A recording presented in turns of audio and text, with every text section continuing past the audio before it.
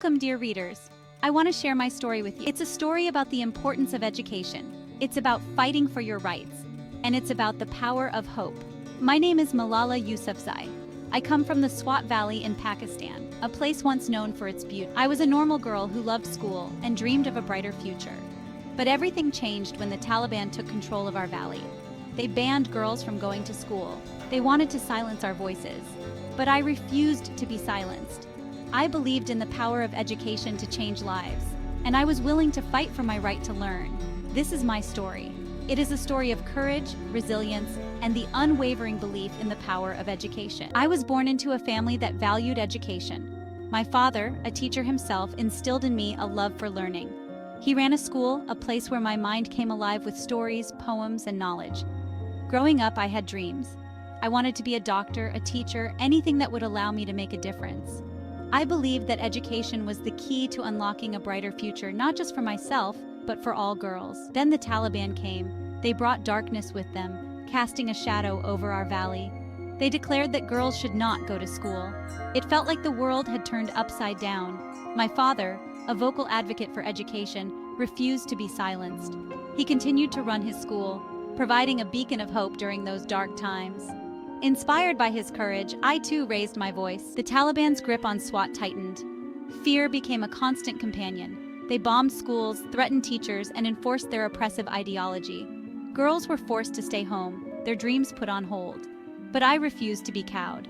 I knew that education was our most powerful weapon against ignorance and extremism.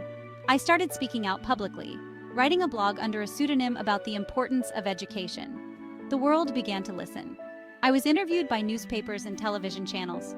My voice, once a whisper, was now amplified, carrying the message of hope and defiance beyond the mountains that imprisoned us. Despite the risks, I continued to go to school, my thirst for knowledge undeterred. I knew that by doing so, I was challenging the Taliban's ideology and giving hope to other girls. On October 9, 2012, my life changed forever. I was on my way home from school, riding the bus with my friends. We were laughing and talking about our homework, just like any other day. Suddenly, the bus screeched to a halt. Two men boarded, their faces hidden. One of them asked, "Who is Malala?" Fear ran through me like a shockwave.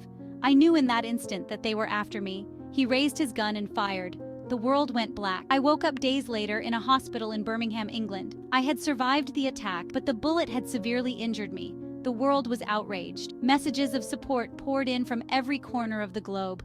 The attack, meant to silence me, had instead amplified my voice, turning it into a chorus for change. My recovery was long and arduous, but throughout it all, I never lost sight of my mission. I knew that I had been given a second chance, and I was determined to use it to fight for the millions of girls who were denied an education. I spoke at the United Nations on my 16th birthday, my voice echoing through the halls of power. I called for universal access to education, demanding that world leaders take action to ensure that every child, regardless of gender or circumstance, had the right to learn. My message resonated across the globe. I met with world leaders, advocating for girls' education and urging them to invest in the future of our children. I traveled to different countries, sharing my story and inspiring others to join the fight for education. In 2014, at the age of 17, I was awarded the Nobel Peace Prize, becoming the youngest ever recipient of this prestigious honor. It was a moment of immense pride, not just for me, but for all those who believe in the power of education to change the world. I established the Malala Fund, an organization dedicated to empowering girls through education.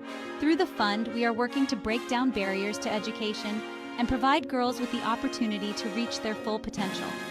My journey is a testament to the power of courage, resilience, and the unwavering belief in the transformative power of education. It is a reminder that even in the face of adversity, one voice can make a difference.